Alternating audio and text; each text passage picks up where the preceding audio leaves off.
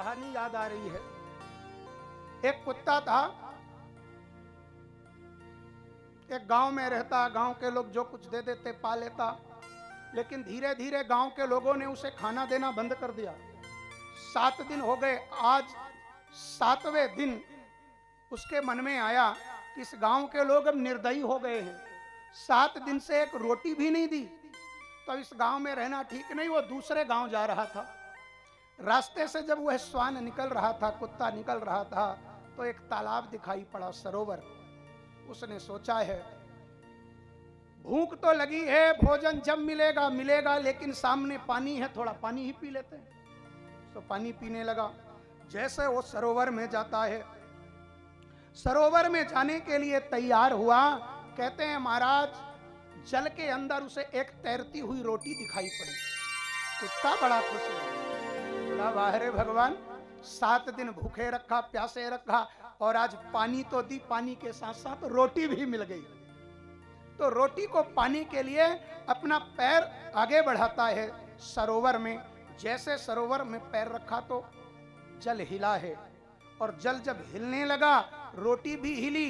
रोटी जो पास में थी थोड़ी दूर दिखाई देने लगी। तो कुत्ता ने छलांग लगाया। जैसे दूसरी छलांग लगाई, फिर पानी जल में थोड़ा सा क्या हुआ, हलचल हुआ, और रोटी और दूर चली गई। तीसरी चौथी छलांग लगाई, वो छलांग पे छलांग लगाता है, रोटी उससे दूर से दूर जाती है। अंत में वो चौथी छलांग में उस सरोवर के मध्य में पहुंच गया। 7 दिन का भूखा है, पानी भी नहीं पिया था। वैसे कुत्ता तो पानी में तैर लेता है, पर 7 दिन का भूखा प्यासा कुत्ता इतना थक गया था कि अब उस सरोवर से वापस नहीं आ पा रहा था। रोटी तो मिली नहीं, रोटी उसके दूर पे दूर जा रही थी, हिल रही थी, वो पकड़ ही नहीं पा रहा था।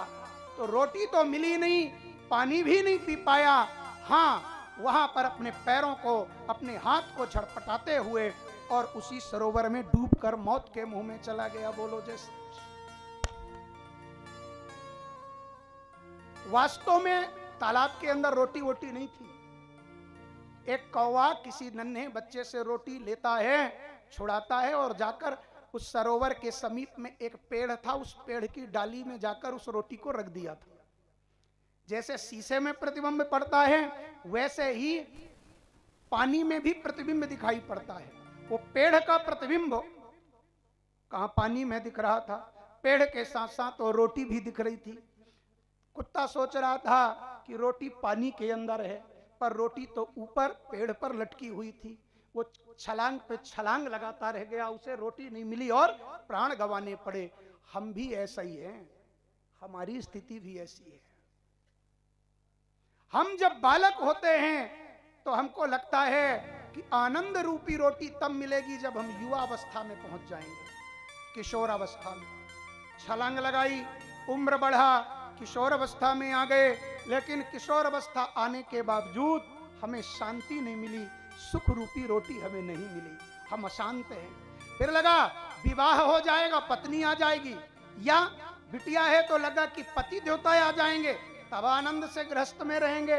तो दूसरी छलांग लग गई, विवाह भी हो गया, लेकिन वैवाहिक जीवन में भी वो आनंद रूपी रोटी नहीं मिली। तीसरी छलांग लगा दी, कहा कि बच्चे हो जाएंगे, उनकी किलकारियां घर में गूंजेंगी, तब आनंद मिलेगा। बच्चे भी हो गए, तीसरी छलांग लगी है, पर आनंद रूपी रोटी नहीं मिली। चौथी छलांग लगी, बेटे की शादी कर दो, और बेटे की शादी के बाद जब बहू आएगी, या बिटिया की शादी के बाद जब दामाद जी हो जाएंगे, तब आराम से वृद्धावस्था में भगवान का नाम लेंगे और आनंद मिलेगा। चौथी छलांग लगाई, वृद्धावस्था भी आ गई, पर वो आनंद की रोटी नहीं मिली। ऐसे आनंद रूपी रोटी खोजते खोजते हम बाल अवस्था से किशोर, किशोर से युवा, युवा से वृद्धावस्था तक पहुंच जाते हैं, पर वो आनंद की रोटी हमें नहीं मिलती। मन अशांत ही रहता है, मन उद्विग्न ही रहता है। और फिर अब ये बताओ, बुढ़ापे के बाद कभी कोई युवा बना है क्या? बच्चा बना है क्या? नहीं बना। बाल अवस्था से वृद्धावस्था तक का सफर तो आप कर सकते हैं, पर वृद्धावस्था से फिर वापस नहीं आ सकते।